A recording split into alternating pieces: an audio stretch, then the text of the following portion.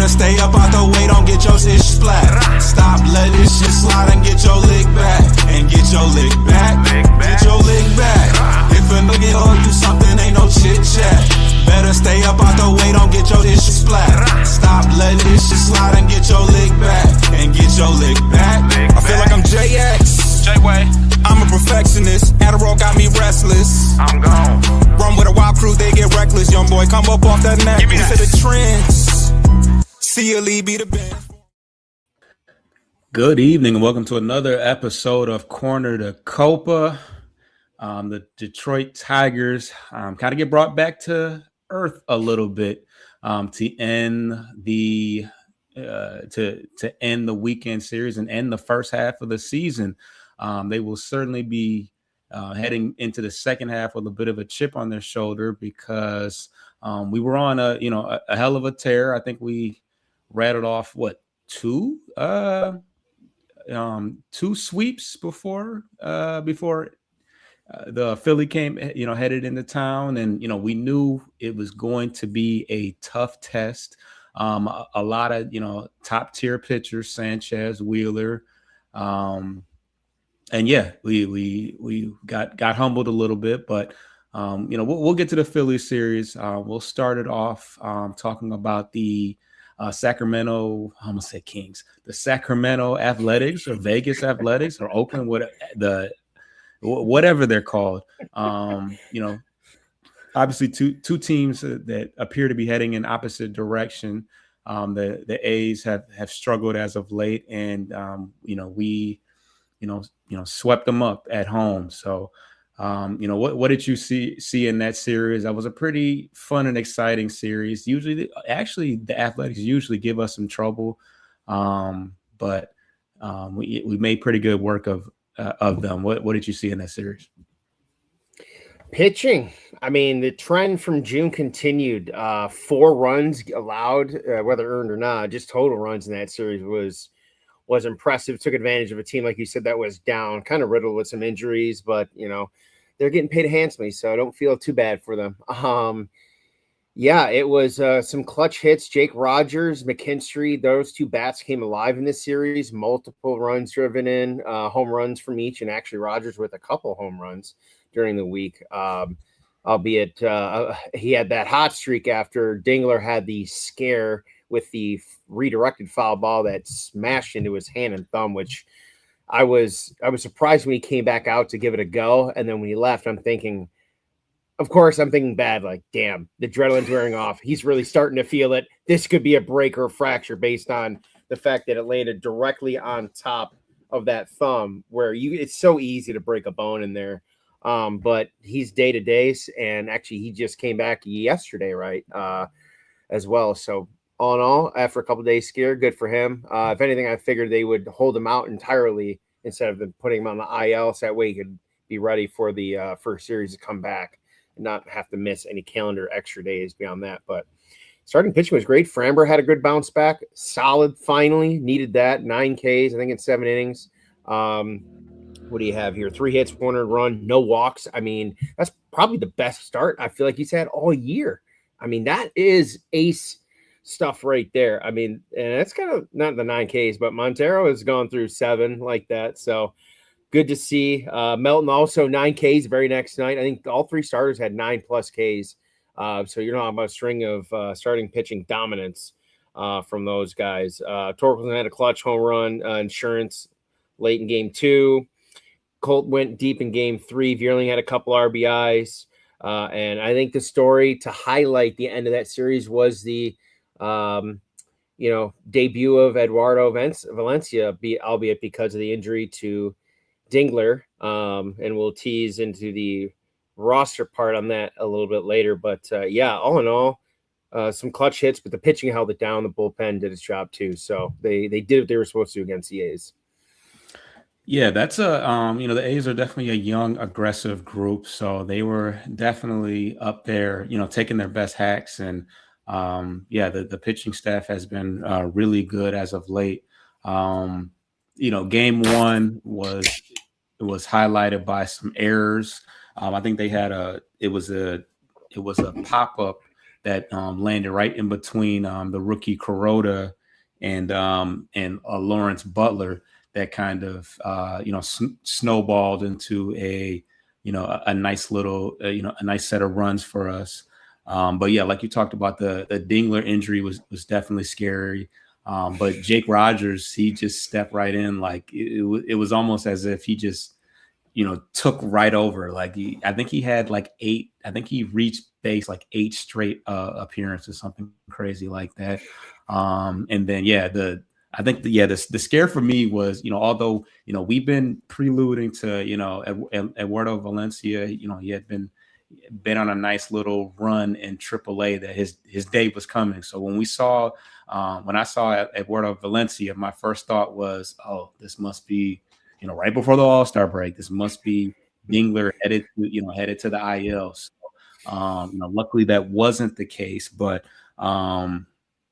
yeah, I got to see Valencia's debut live, and it was electric, and it was of course, first at bat. So I think the first pitch he saw, he sprayed it to the right, to the right hand side, and it was like, oh, okay, oh, all right. Foul ball, but yeah, 2-1 count. He sends the ball 420 feet. The crowd's going crazy. He throws the heart up, and makes his way around the bases. But it was funny because you could tell he was really soaking in the moment on the second at bat.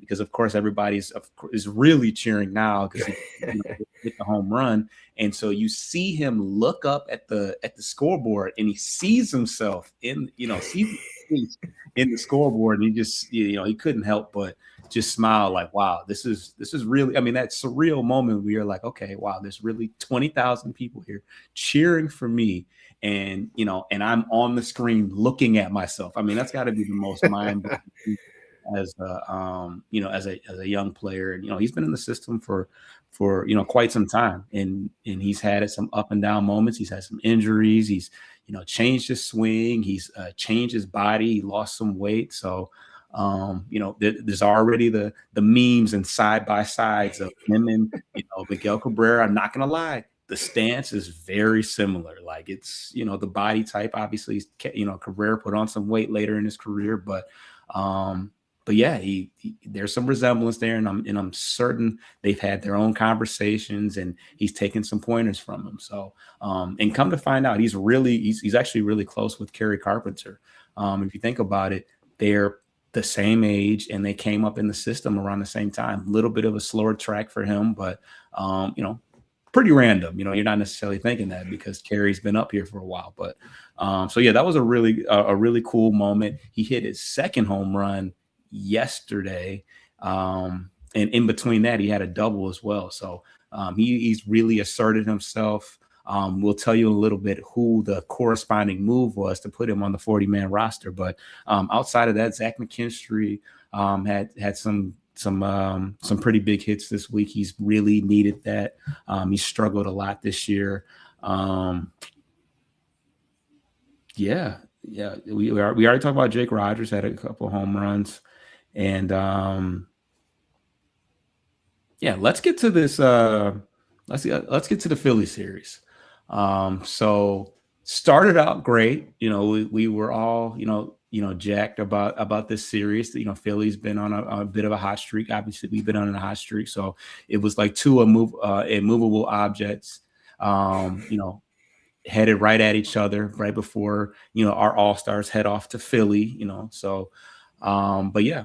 Game 1, I think we scored 10 runs in the first game. Yeah, 10-1 against, or 10-2 against Aaron Nola. Yeah, Aaron Nola. Yeah, who I think has been. I think he's. We know him to be a pretty top-notch pitcher, but he didn't even get the loss. So it sounds like we must have jumped on that bullpen. Yeah, he only gave up 2 earned runs. The loser was Meza, whatever his first name is. So Aaron Nola actually had a pretty decent game. Jack Flaherty, continues to, now it wasn't great because I feel like we had some words for him early in the game. because as he does always, makes things interesting. He had 3 walks, gave up a home run, but that was it. Those were the only 2 runs. Oh, Waguespack, and I got to figure out how to say his name, Waguespack, but he has quietly been one of our Jacob Waguespack, 32 years old. But yeah, he's quietly been our one of our most dependable bullpen arms. He's got a 1.46 ERA and 9 appearances. He pitched. I guess just 2/3 of an inning. But it got ugly pretty fast. I mentioned something about Bo Brisky. You were like, is he even back? I'm like, no, he only pitches when, in pretty much garbage situations. Either we're getting killed or we're doing the killing. And for the most part, we stay in games. We don't really have rough games. I think not since the Texas series, and a lot of May.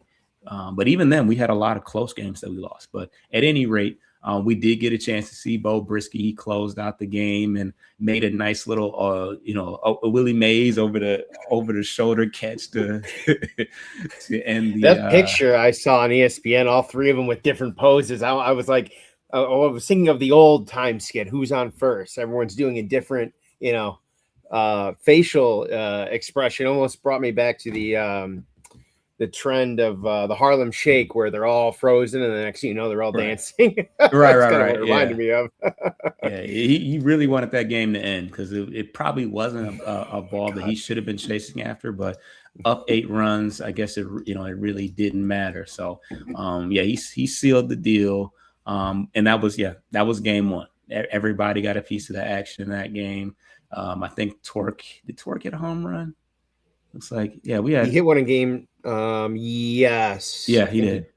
Yeah. Or whatever. Colt Keith definitely got one. McGonigal hit a home run to opposite field. Yeah, Torque did hit one. We know Torque is good for the, the home run when there's, little to no pressure. But yes, there was 2 more games after that. And we fell in both those games by a score of, let's pull it up here, Saturday, 4-2. And today we lost 5-0, got blanked today. So what did you see beyond game 1? Obviously game 1 being the highlight of the weekend.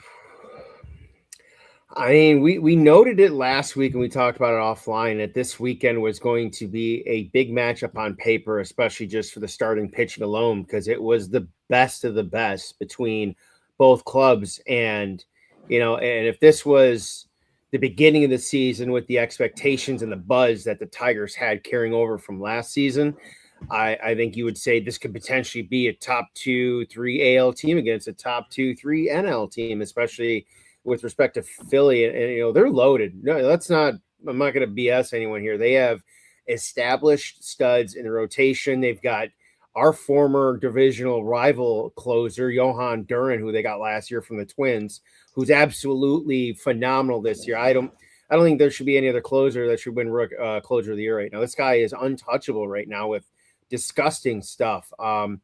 And then just the starters, like Aaron Nola, like you said, is older, just a couple of years under Verlander. They kind of came in around the same time, within a few years of each other. So they're both kind of on their last legs-ish. But although Nola had a fairly respectable outing, but Sanchez and Wheeler, man, we said it when he turned down the All-Star 5th option snub this morning, and last night, I'm like, this guy's gonna come out and just throw gas, no breaks. And sure enough, he dropped 10 on him today.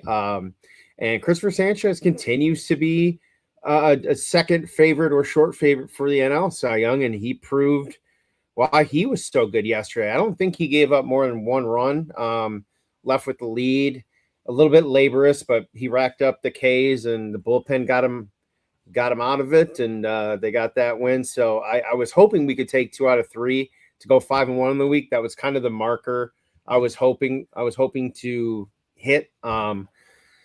Just because, the 2 losses they had today and yesterday, they kind of fallen a little bit back. So I think since the beginning of June, they're now 23-13, but win percentage since then doesn't really equal the May that they had. So that's kind of the reason why I was hoping they could balance some of that out. But all in all, this week was a good continue to win series. So it's gonna turns up the intrigueness factor, I guess, if you will, on the trade deadline that's now largely looming in front of Major League GMs right after this All-Star break. Yeah, and you talked about Duran. Yeah, he's definitely electric. I mean, I got a chance to watch him pitch in Minnesota, and that was definitely a sight to see. But I just couldn't help but think to myself, it must be nice to have a dominant closer that you don't have to worry about, because it was a good game all in all on Thursday, but Kenley Jansen gave up a couple rockets that just luckily were right at somebody to save that game. So still, that's one portion of our team that is going to have to be shored up if we even care to think about trying to win anything this year. Because Jansen is just I don't know, just he's not what he used to be, just not dominant enough that sinker, if it's not placed in the exact right location, they tend to put some pretty good barrels on it. So but yeah, as it stands right now, the Tigers, I think, are like 6 games out of first place in our division and only 3.5 back of the last wild card spot. We still got the Minnesota Twins hanging around. They're actually tied for the last spot. And they just made a little trade, nothing, I wouldn't call it a buy for a trade, but I don't think they're going to just go out like that. Even to this moment, the Tigers are, the Boston Red Sox have actually passed us for the second best win differential. No, not win differential, run differential in the American League. But yeah, we were holding on for a while, despite being as it stands right now, 8 games under 500. But when you have 10-2 games in game 1 of your series, you're going to gain some runs on the run differential category. You got Brahim. I don't know. I can't. I tried. Man, Abraham. But we're going to get to the first break and get to the next portion of the show. So stay tuned. Maybe.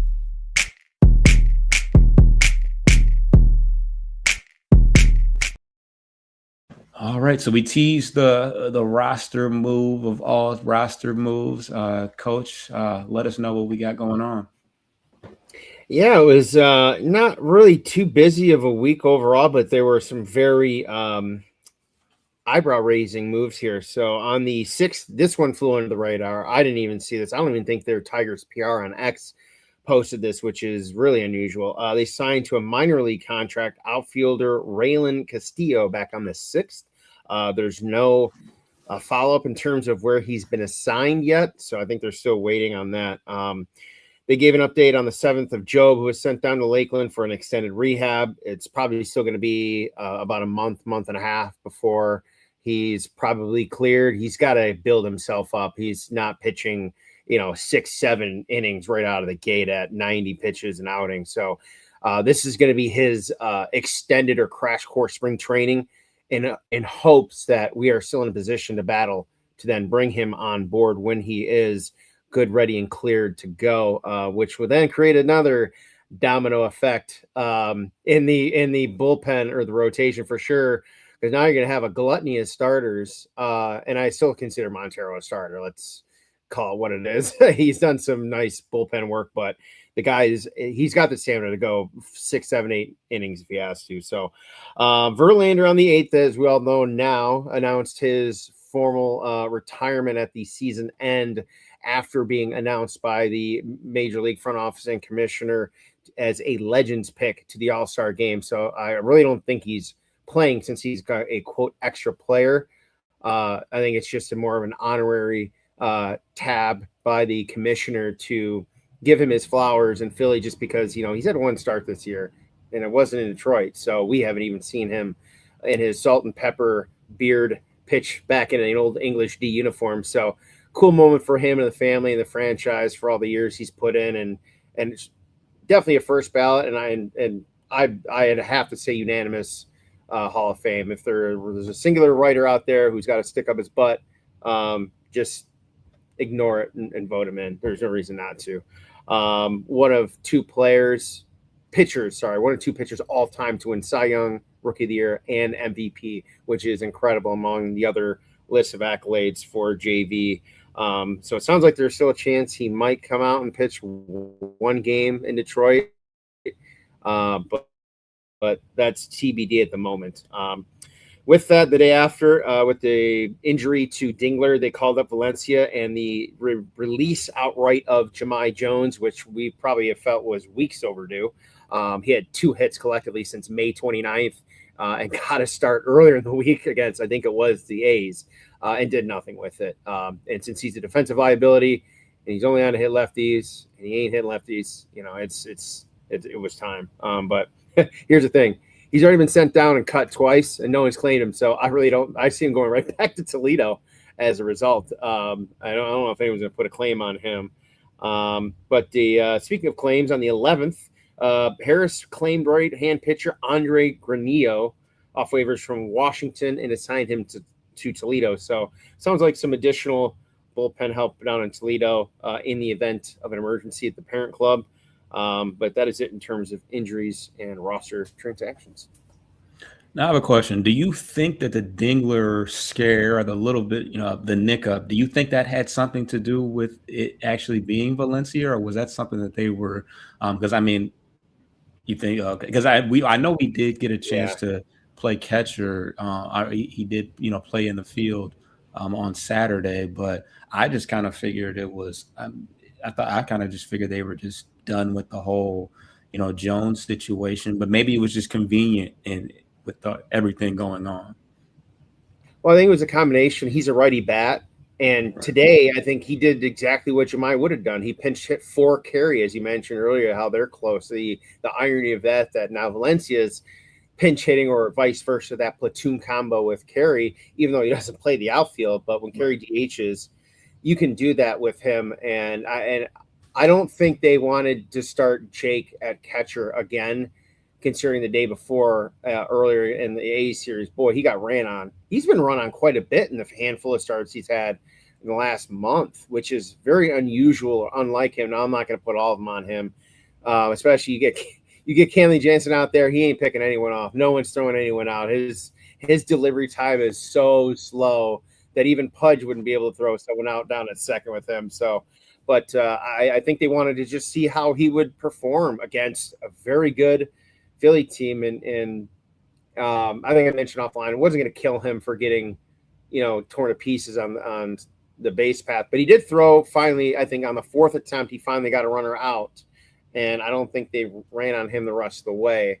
But frankly, he's there for his bat. That's what they need it for. So, and that made the most sense because you're not going to bring up the Max Clark or anyone like that. It's another lefty in the outfield. And to your point about catcher, you needed a second catcher because Nito is not on the 40-man. He's only a minor leaguer. So you would had to have done the same thing. But, Nito, I don't think is the strongest defensive catcher. But he's got a Gold Glove in his heyday, but not right now. But I also don't know how he's been the last probably month and a half in Toledo from a hitter. I'm basing it mostly off what we saw last year and in spring training the year before, where he hit 350 to make the team originally. So it's good insurance policy to have Nito down there. But I think Valencia, to your point, those 2 home runs he hit, those are Miggy territory home runs. To your point too about his swing, he went 425 to dead center, jaw dropper, and then he went to the deepest part in right center over the scoreboard. This kid's got some gross power, and we're here for it. Absolutely. And so as far as Valencia, the first couple of times he got ran on, it was Derek Hill, who we didn't even talk about him, but diving catches, and I think he hit a home run. He did a little bit of everything. If you don't think that these guys wake up for certain games, and you're like, no, I gotta let them know, what it is. And but yeah, he's man in center field, and he's running around Comerica Park like this is where I should have been. But yeah, he ran on Valencia at second base, and then at third, they should have reviewed it because he actually threw him out. They called him safe, but he should have been out, and he was the first run scored against Casey Mize. Granted, it was 4-2. I mean, that run maybe could have, because that was the first run of the day that we gave up. But yeah, unfortunate situation. But other than that, I can't be a good judgment really of how he called the game per se. But I think that one more so came down to the bats and a couple missed opportunities. Torkelson continues. You showed me the graphic. I wish I would have had it up, but yeah, he continues to ground into double plays like it's his job. And when the bases are loaded, you can just pretty much, pack it up. He's hitting what 078 or something with the bases loaded. I mean, normally because I mean that's a tough spot to be at for a pitcher. So normally people's averages are pretty high with the bases loaded because there's just so many things that can go wrong. But even the fielding alignment is ideal, I would think. But yeah, Torque, I mean, he hits his home runs here and there. He's gonna have another 30 this year. It's gonna look real nice on paper, but when you really start digging into what's going on, he is, he's just not a middle of the lineup hitter. It's just not.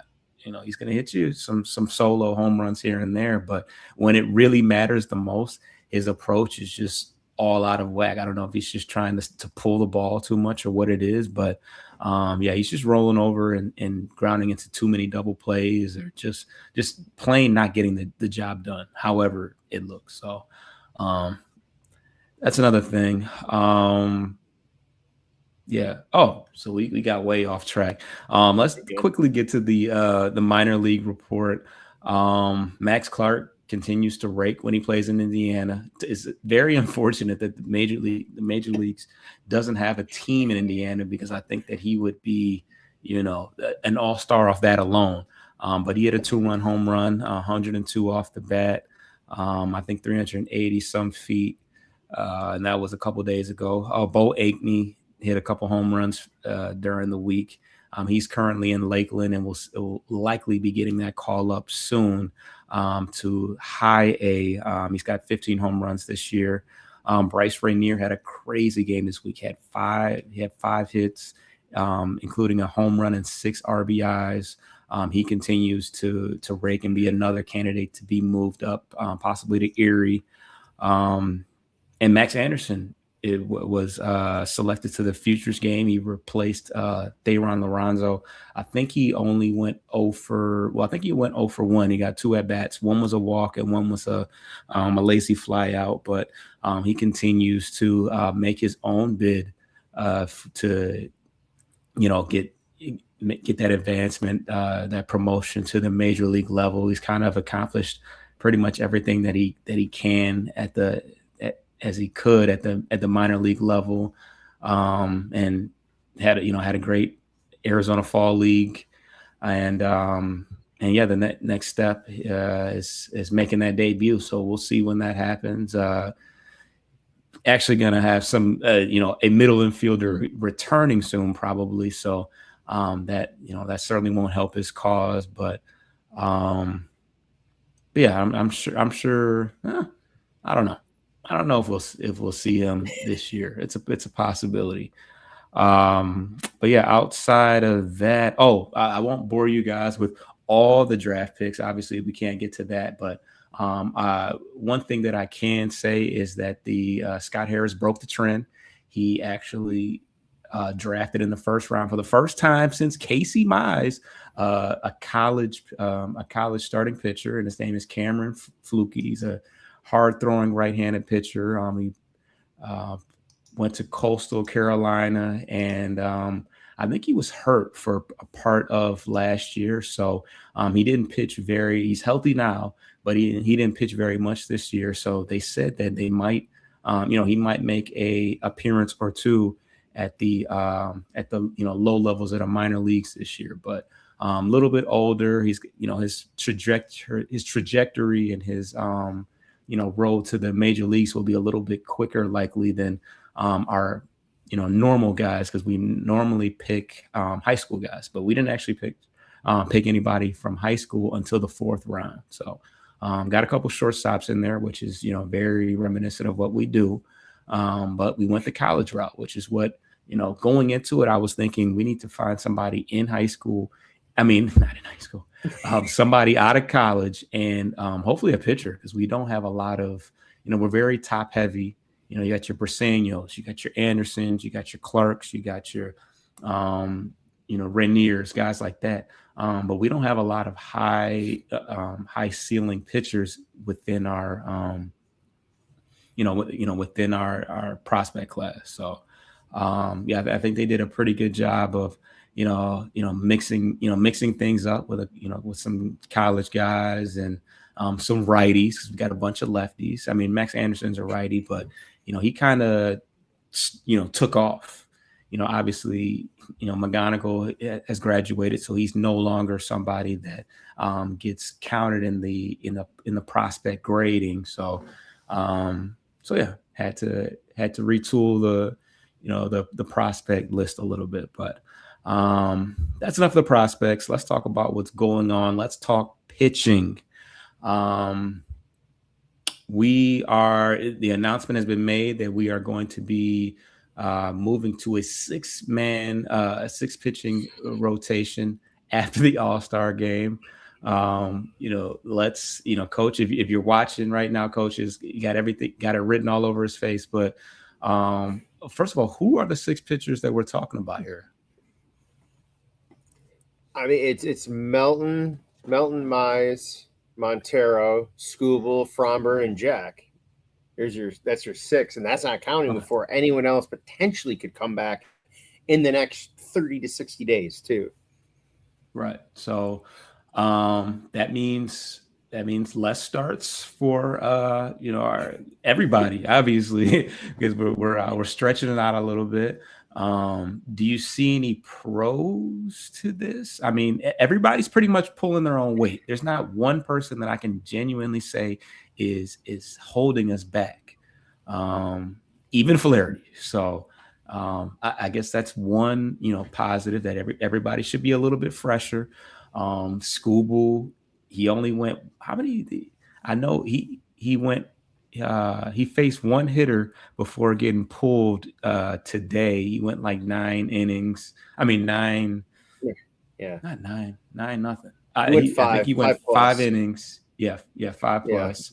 90 is what I was thinking. He was like 96 pitches or something like that. So, well, I heard on the radio too that he did not look happy when Hinch came out too. I don't know if you saw that, but the reaction from 97.1, I think it was Jeff Rieger who was doing the after the post game segment on 97.1. He was like, and he's like, where was this last year or any of the other starts where, like, how many of those elite pitchers, the Scherzers, the even going back to Roger Clemens, those guys may tell their manager and they're coming out when it looked like it would be a pitching change, basically tell them, F off, don't you dare come out here, go back. Where's that from Skubal? Like, I don't understand. Like, I know I'm not going to get into the whole spiel of it now, but it's like, where was this last year, earlier this year? Like, you know what I mean? I don't.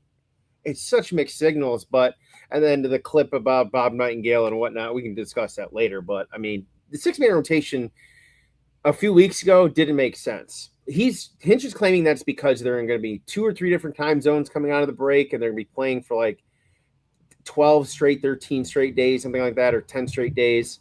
So I can kind of see that from a consecutive days standpoint, but Montero got touched up today. I'm sure it wasn't a confidence booster considering how he had not given up a run in 8 straight innings of relief work since being moved to the bullpen, minus I think 1 spot start potentially. But I mean, it's less taxing on the bullpen, which is good, essentially, because the bullpen's been a weaker area the last 30, 35 days. But that's, I thought, like, it benefited having Montero in there, who had a 3-inning save earlier about a week ago. So, I've got mixed feelings about it. But We'll see. They just got to get through it. If they maintain it through the rest of the year, that I won't. I will never understand that. You're taking away starts from guys like Framber and Scooble who are getting paid 30+ million each to start, but you're going to go with, Jack, who Jack's frankly getting for the paid a most part lot this too, though. year, yeah, that's what I'm saying. He hasn't earned his salary this year. He's had a couple good starts recently, but you just know that that's been his pattern for the last 18 to 24 months since being traded to LA originally.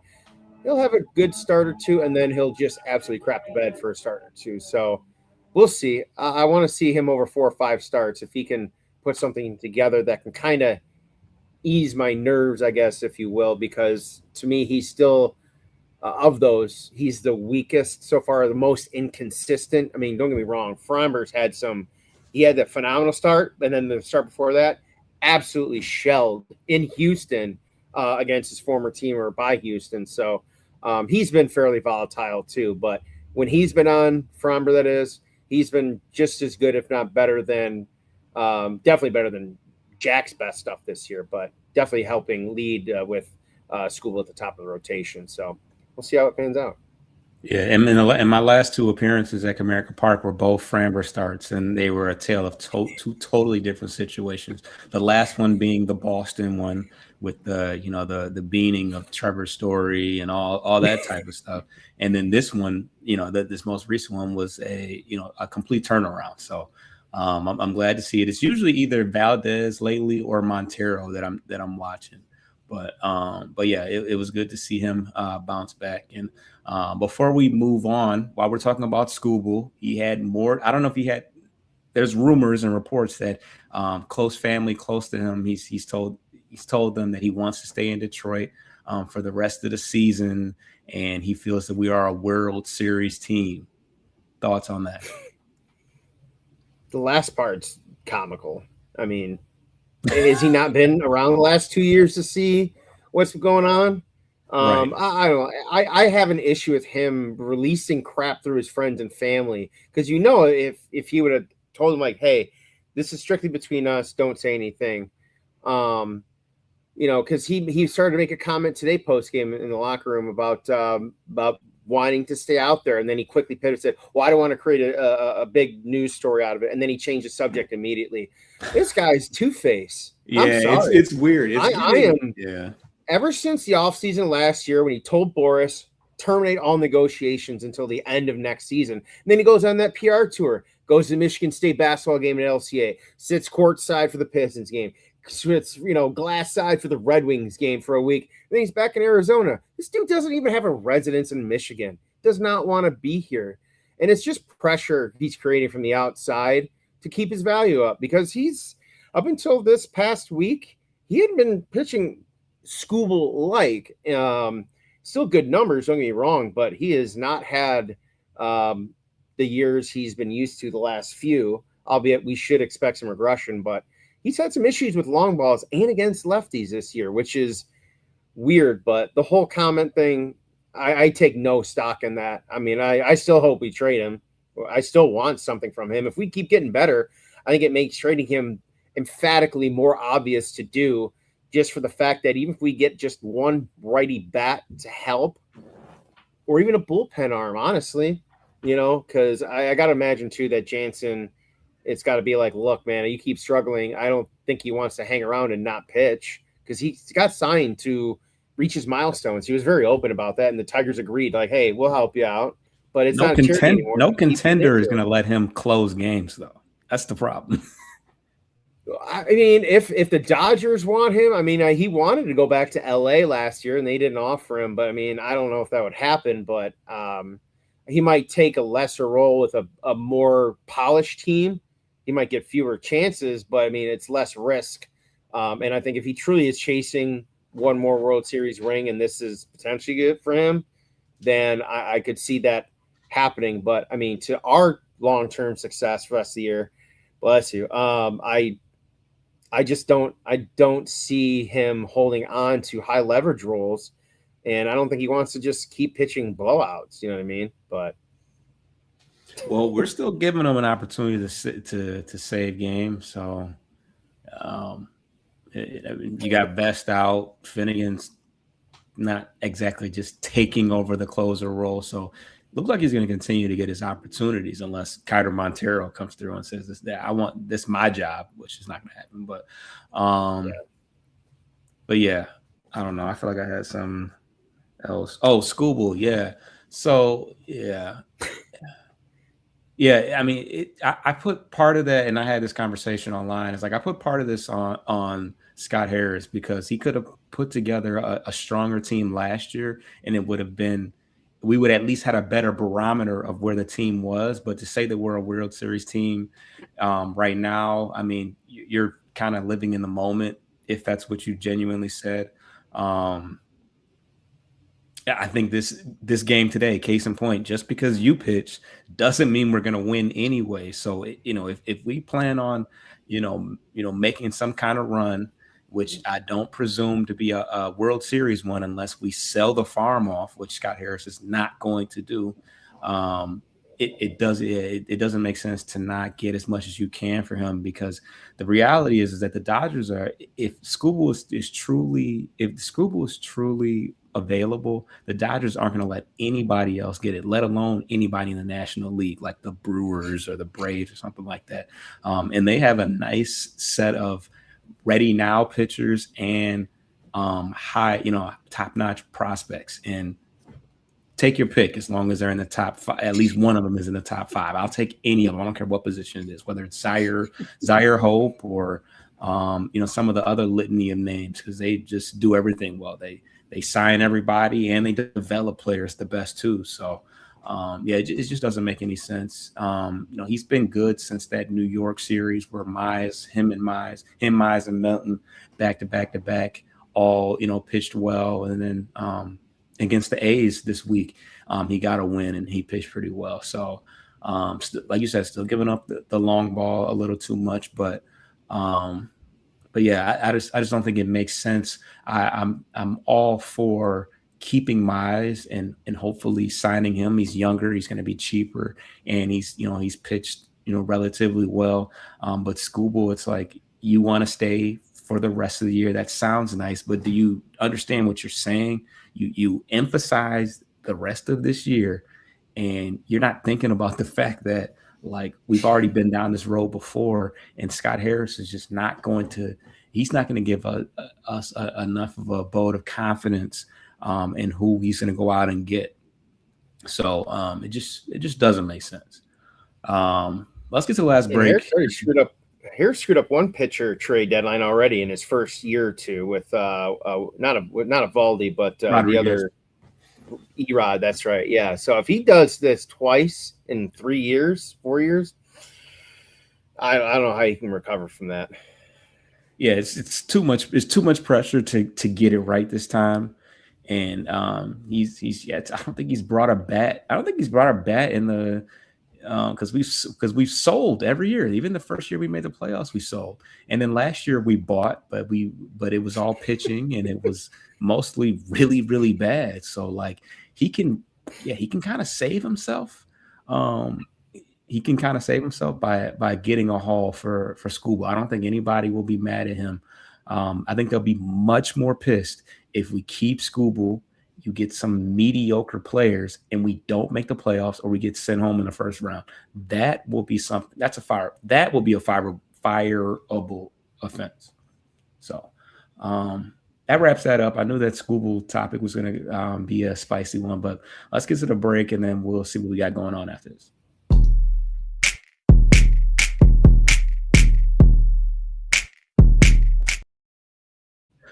All right, so you touched on it a little bit. Justin Verlander has been named an honorary All-Star, and he also announced that he will be retiring after this year. But it brings on the question, what was your favorite JV moment? I mean, when I look back on it, we had a whole and kind of covered everything. He did it all, even as an Astro. But keeping it on the Tiger thing, what was your favorite moment from JV? like you said, there's so many good ones, and I think it'd be easy to go to that run with the 2012 through 15 with Prince and JD and those guys. I think that's easy to go that route. I think the special moment was his first career no-hitter. You had a Hall of Fame catcher in Ivan Rodriguez out there calling the game, and honestly, that could have helped really unlock the mental aspect of him being a total dog the rest of his career. And Pudge looked more excited than he was. He jumped into JV's arms, and JV's tall, and Pudge jumped at him like a brother, was like, and hugging him. But I think that had to be it, because we hadn't seen a no-hitter from a Tiger pitcher in I don't know how many years, and I would bet to say not since we were alive.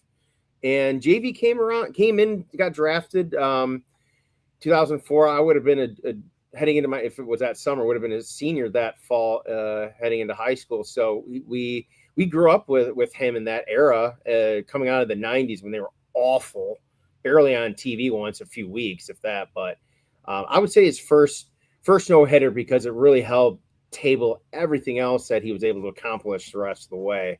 And yeah, we hadn't seen it in a long time. And it was the first one at Comerica Park since it opened. Yeah, and you kind of touched on the other one, and that was in 2011 when he won the MVP and also got the Cy Young Award, where he got the Triple Crown for the best ERA, most strikeouts, and most innings pitched. I guess, does that make it a Triple Crown?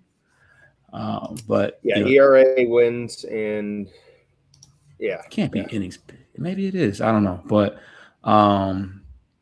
yeah, I mean, that's a crazy feat, and it's probably going to be a very long time, if ever, that we'll see a pitcher win the MVP. But yeah, I mean, this is back when pitchers really pitched a boatload of innings. I mean, he went 24-5. I mean, you don't see guys crack that 20 win mark anymore. So, as we, Scooble was 1-2 Cy Youngs in a row, right? But he's not extending himself to that extent. We're still trying to get him to get past 6 innings in under 100 pitches. So, different generation, both greats in their own right. But JV will always be JV. He's pitched in a World Series. We didn't win it, but he did bring us to a World Series. So, it's a very two. Did he get to? Yeah, dang, that's crazy. Wow. 06 and then in the 2012 run. Right, and obviously, JV, got to Detroit a lot quicker than Scooble did. Scooble was already on his way out the door just before 30, but yeah, well deserved. I didn't really know that they had special honors where you could be named to an all-star, honorary, legends, whatever. How do you describe the commissioner called it a legend pick? I think this is just a simple one-time exception, honestly, because I think he knew or was told that, hey, he probably saw the Verlander comment, or 2 weeks ago, when he openly said, my body is breaking down. I just don't think I can do this anymore. I think he wanted to do something special because, to your point, we're not going to see pitchers like this anymore going into their 37, 38, 39, 40 years old. Verlander had 8 years of 200-plus innings logged. Think about that. Most guys can't even survive 8 years without going through 2 major injuries now. So those pitchers, along with Scherzer, guys that, who's still hanging on, but you're not going to see that anymore. Guys getting babied too often. The spin rate, velocity, and that aspect of the game has changed. JV used to come in throwing, after his first couple of years, mastered the art of stamina. 93, 94, 95 through the first 5 innings. And then, boy, when he got into the 6th, 7th, 8 innings and needed to get back in a little extra giddy up, boy, was he touching 98, 99, 100. And by the way, in 06, 07, 08, Joel Zumaya came in. So you had Zoom back end with must-see TV, which for a decade, that was the only hashtag you needed. Must-see TV, must be a JV start. And also, you want to throw it back to the early days of Rod and Mario on FSD. So that's how long he's been around. A lot of Tiger fans, obviously, I think understand it, but yeah, definitely exception for him, and a lot of debate and people saying that he in fact did have a better career than his buddy Clayton Kershaw.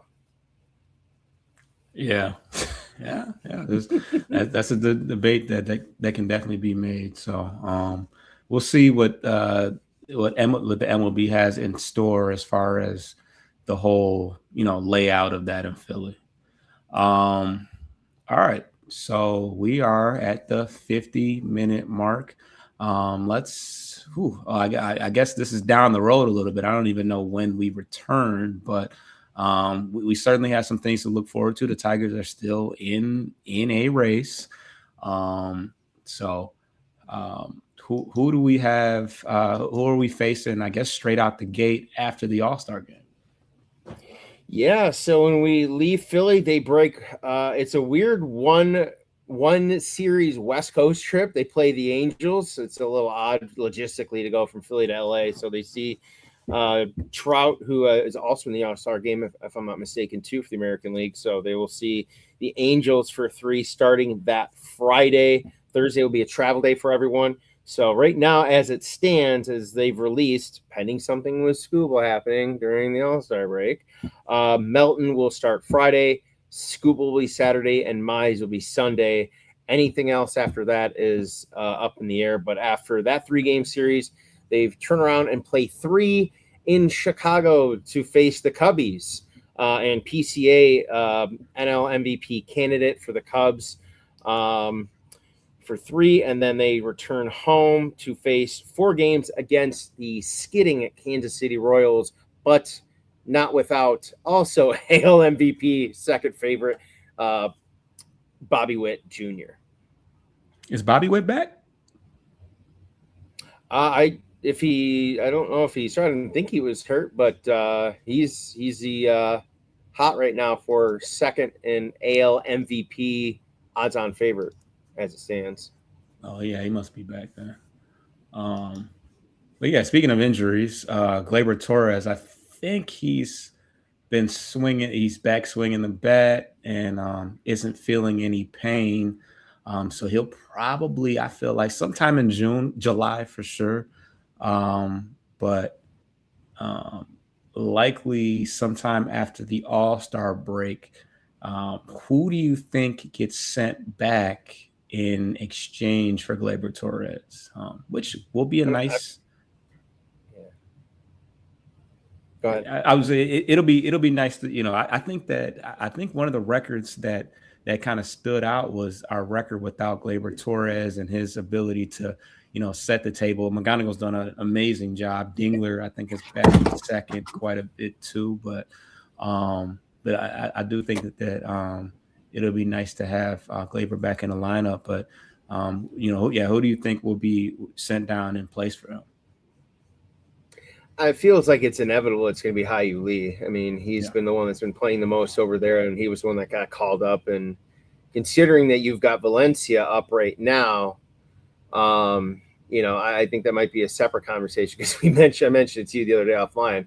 This team can't carry 3 catchers forever. And only one so far recently has been the superior defensive player, and that's Dingler. So then you kind of have to look at between Rogers and Valencia and be like, well, who's the better bat right now? While Jake historically had been better defensively, he's been struggling. So right now, if Gleyber comes back, it seems like it's a slam dunk that unfortunately the recent Asian persuasion, Hyu Lee, will be going back down. So you mentioned the 3 catcher things. Can he not play? Now, granted, Jahmai Jones did play a little bit of outfield. Can he not just be a backup first baseman / DH option? That could be the case. I did think about that earlier in the show, like thinking maybe he split some time with Torkelson. Maybe if he puts Torque at DH instead of first base. But then again, I don't know who he would put at first base. But Valencia's got the frame, if I'm not mistaken. He's not a small dude, so. I think Torque, it doesn't make sense to replace. I think Torque is a better defensive first baseman. I mean, first base is more of an afterthought than anything. But I mean, if you're gonna I mean, how many days did we see Jahmai Jones DH when the lefty was pitching? When a lefty, because Carey's not going to play the field, so that'll be Ben Malgeri or Veerling in the corner, and then a lot of times you had Jahmai at DH. So I think that it could be now. Ben Malgeri has held his own too. I think he's hitting. I don't know if he's hitting over 300, but he's certainly held up his end of the bargain as much as you would like. Yeah, he's hitting 261. Yeah. But yeah, obviously Lee's opportunities would drop, drastically when Glaber comes back, because he can only either play second base. He can play third, I guess. But he's been kind of shaky in the field.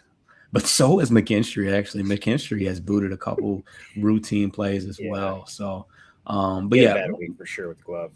Yeah. So, I mean, I guess more than likely it makes sense that if you're going to, if Glaber is going to, come in and start playing second base again, it leaves less of a role for Hyu Lee ultimately, because he's not hitting well enough to actually be a DH. So yeah, it'll probably be him, but there's a couple. Yeah, it's either Ben Malgeri, Lee, or James Outman, but that would be determined by whether or not he has options to even be sent down. But he's hitting well under 200. He's hitting like 150. Problem is he plays the most center field other than Veerling, and that's still a position defensively that we do need, because we have no idea what's going to happen with Parker's continued recovery, who hasn't started rehab yet. I would not expect him back probably until mid to late August, until he even gets sent down to Lakeland or something to get some work in. So, yeah. Yeah. So, Outman has played serviceable center field. It's kind of a weird stat line because you do see 3 home runs, which ain't bad in the amount of at-bats that he's had, but in 13 RBIs. Now, some of those might have came with the Twins as well, but yeah, 152, pretty much a 2 outcome guy. Either it's going to be a home run or it's going to be a strikeout. So, yeah, I'd be fine outright, just releasing him outright if he has no options. It's like, all right, thanks. You filled the need for us for a month and a half or so, but yeah, I think you let Malgeri and Valencia ride it out. And then let Veerling play center field every day. I mean, he plays center field today, I think, right? I mean, Veerling's played, McKinstry's Outman played. I think Outman's played the most center field for sure. At some point, you got to start taking a chance here, because you can't just keep sending guys down who are playing well just because X player is back healthy. To this point, he has not had a good year offensively, at least I'll say that. But he's filled the need that we had an immediate void for. So, yeah. So, yeah, I don't know. I think Outman probably hangs around until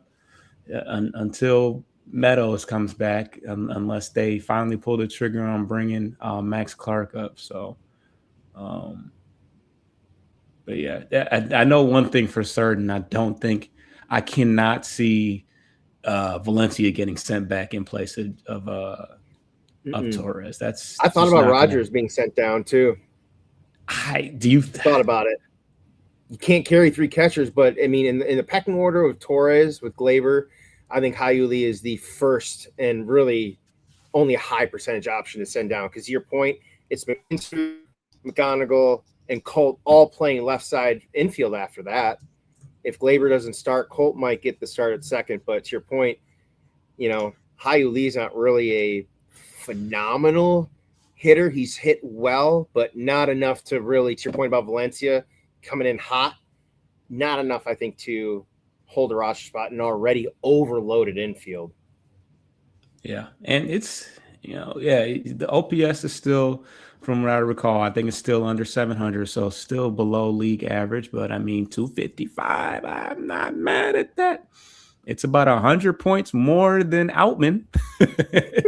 So he's had a good July. He's had a very good July. He had a string of, I don't know how many games in a row where he had hits. I mean, it wasn't, to your point, killing it with average, but I mean, if you're getting on once a game, you're putting yourself in a position to be driven in at that point. Frankly, that's all they care about. Get in first to third, get on first to third, and touch home plate. That's the name of the game for them right now. Keep it simple. And sometimes I forget how young he was, how young he is, and how young he was when he got here. I mean, he's probably like 19 years old. He's been in the system a while. Still only just turned 23 a couple months ago. So,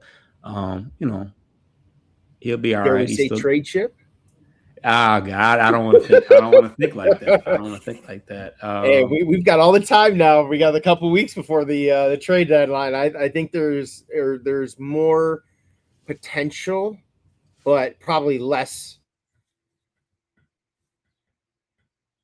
probability of things like that happening, at least with him. Unless it's in the Scooble trade. That'd be crazy. But we'll see. Right. I mean, the one thing that you can say is he does have a sample size to where people can see what he can do at the major league level. There's not as much of a question about that.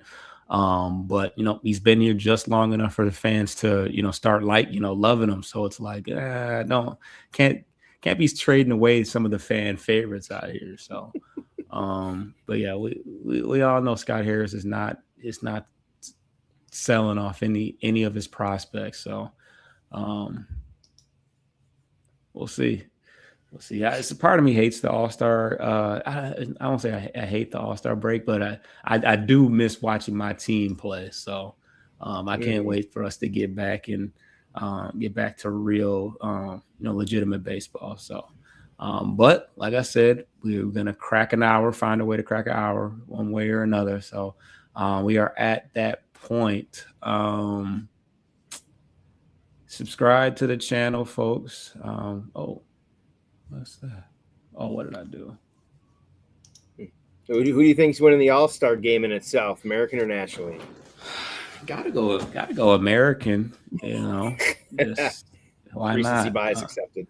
Hopefully, one thing that if there's anything to talk about, let's hope that our All-Stars do better than last year because they were all terrible. The hitters didn't get a hit. Mize got torched, I want to say. Scooble, I think, got torched too. So, we got McGonigal, Dingler, and Green representing this year. I'm almost certain that McGonigal is going to do something. More high praise from the elites. Bryce Harper said, "I wish he was in Philly right now." I said, "Wow, that's a bold thing to say," but yeah, I mean, he's that good. Him and Green are the first. Two Tigers to in the same year, I think, have over 90 hits or something like that. It was some type of statistic. McGonigal has 98 and Green has 99. They're both the first with 90 plus each as teammates for Detroit. Before the All-Star break. So, once again, another reoccurring theme of this is your core. They're young. They have already, started being, acknowledged by the league and by the fans to be all-stars. And one of them's locked down, for certain. So, encouraging things to see from the team. But yeah, let's try to get some hits this time around and look better out there, and just bring better energy into the second half because we also got destroyed by Seattle heading into the break too. So want to set a better precedent at the game. So I'm going with the American League. McGonigal's going home. He's definitely going to show out for the home crowd. And I'm just going to enjoy it. Not about winning and losing, that's for sure. But yeah, any other closing words before we wrap this thing up and get up out of here? Yeah, I'm going to agree with you. I'm going to say American League wins. It's going to be off a Dylan Dingler clutch late inning hit like he's been doing all year. Mr. Small Vote MVP. And I'm going to go with the hometown kid in the home run derby, the doppelganger, Kyle Schwarber. I got to go with him in Philly. He's already won one, and the crowd's gonna be rocking. McGonigal is gonna be rooting for him too. So as a Philly boy himself, so it'll be fun. Can't wait to see it. It's gonna be hot. I mean, here it's going to be Monday, Tuesday, 95 to 100. So can't imagine what it's going to be like in Philly, but the lights will be bright for sure. Yeah, just hoping, like you said, for some good productivity from the boys representing the Old English D. Absolutely. So we'll be back next Sunday. No, the game is next Sunday. No, the game is coming up here on Tuesday, I believe. Yeah, because Monday's usually their celebrity stuff, their home run derby, and then also games either Tuesday or Wednesday, unless they get 2 days of travel. But I'll have to double check on that. But yeah, definitely not immediately right on Monday. So when is so we probably won't have anything to talk about this upcoming Sunday, maybe, because they're not back until so we're back on Friday. Okay, Yeah, we're back on Friday. All Angels. Right. Yeah. All right, so possibly a shortened show. We'll of course recap the All-Star game and then recap the Angels series and then get you guys up out of here. So stay tuned for next Sunday. You don't get no breaks with us. We're back. See y'all next week. Get your lick back. If a nugget owe you something, ain't no chit chat. Better stay up out the way, don't get your shit splat. Stop letting shit slide and get your lick